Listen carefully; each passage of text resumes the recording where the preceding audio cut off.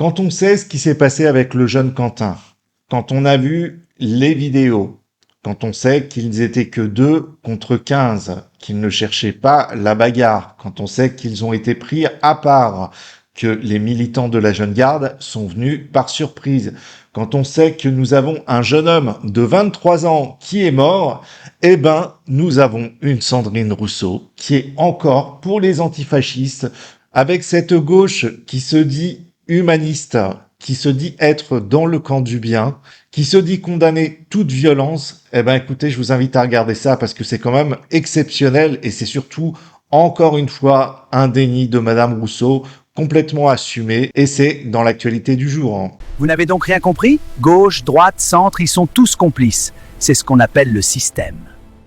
Il y a un groupe qui est pointé du doigt dans cette affaire, la responsabilité de la Jeune Garde antifasciste, un groupuscule d'extrême gauche cofondé par le député La France Insoumise Raphaël Arnaud. Mediapart affirme même qu'un collaborateur parlementaire de Raphaël Arnaud était présent sur les lieux du drame. Si c'était le cas, qu'est-ce que ça signifierait et quelles conclusions vous en tireriez? Déjà, il a quitté ses fonctions de collaborateur. Donc, le temps de l'enquête. Le temps de l'enquête, donc il a déjà pris des mesures. À ce stade, il n'y a pas d'éléments permettant de dire qu'il était dans le groupe qui a tué Quentin de Ranc.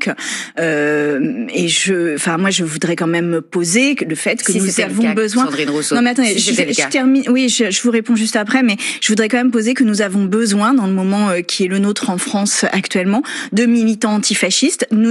Ces militants antifascistes sont indispensables. Pour le coup, ils ne doivent pas. Pour autant, ils ne doivent pas utiliser la violence physique. Donc, on a besoin des militants antifascistes qui ne doivent pas utiliser la violence physique, ni être dans une attitude viriliste autour de la politique, parce que là derrière, il y avait quand même ces groupes, Sandrine Rousseau. Pardon. C'est pas le seul groupe antifasciste qui manie la violence. Vous savez que c'est le propre de ces groupes. Non, c'est pas le propre.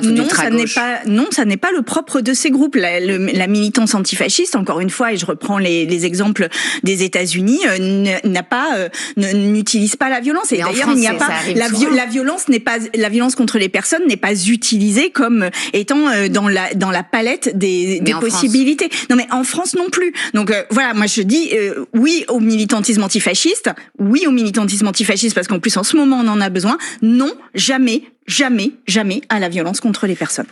Non mais franchement, c'est hallucinant d'entendre ça. Vous avez un jeune homme de 23 ans qui est décédé. Il pourrait tuer ces groupes Antifa, une dizaine de personnes. Sandrine Rousseau trouverait à dire encore qu'on a besoin d'Antifa en France. Alors, je vais juste reprendre un article. Je vais vous lire 2-3 lignes.